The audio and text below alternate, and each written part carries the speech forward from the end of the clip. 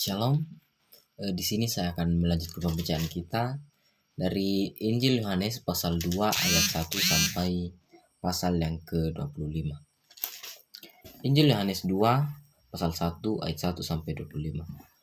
Firman Tuhan, perkawinan di Kana. Pada hari ketiga ada perkawinan di Kana yang di Galilea, dan ibu Yesus ada di situ. Yesus dan murid-muridnya diundang juga ke perkawinan itu. Ketika mereka kekurangan anggur, ibu Yesus berkata kepadanya, "Mereka kehabisan anggur."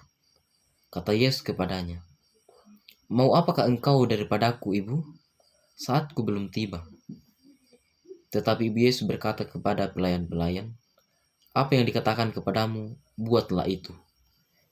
Di situ ada 6 tempayan yang disediakan untuk pembasuhan menurut adat orang Yahudi, masing-masing isinya 2-3 buyung.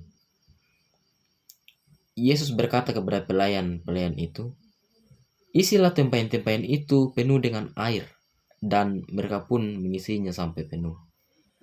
Lalu kata Yesus kepada mereka, "Sekarang cedoklah dan bawalah kepada pemimpin pesta." Lalu mereka pun membawanya.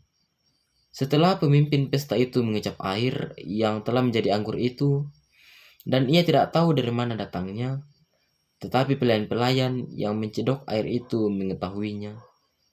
Ia memanggil mempelai laki-laki dan berkata kepadanya, "Setiap orang menghidangkan anggur yang baik dahulu, dan sesudah orang puas minum, barulah yang kurang baik.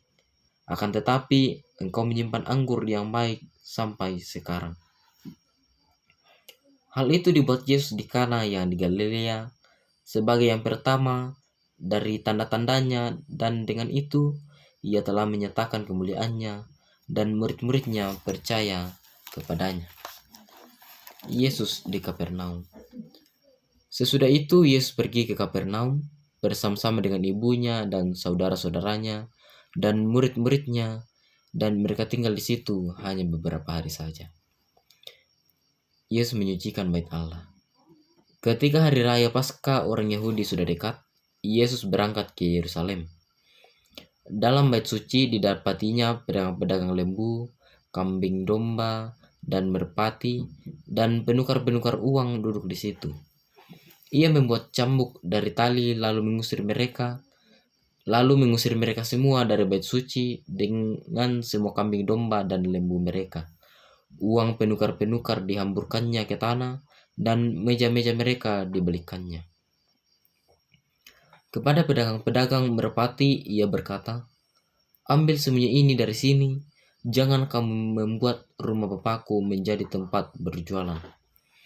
Maka teringatlah murid-muridnya bahwa ada tertulis, "Cinta untuk rumahmu menghanguskan aku."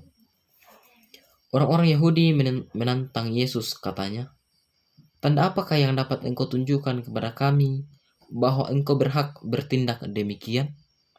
Jawab Yesus kepada mereka, "Rombak bait Allah ini, dan dalam 3 hari aku akan mendirikannya kembali." Lalu kata orang Yahudi itu kepadanya, 46 tahun orang mendirikan bait Allah ini, dan engkau dapat membangunnya dalam 3 hari? Tetapi yang dimaksudkannya dengan bait Allah ialah tubuhnya sendiri.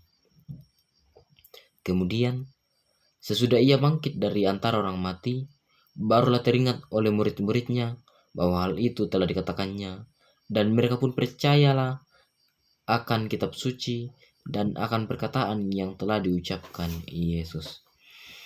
Dan sementara ia di Yerusalem selama hari raya Paskah, banyak orang percaya dalam namanya karena mereka telah melihat tanda-tanda yang diadakannya.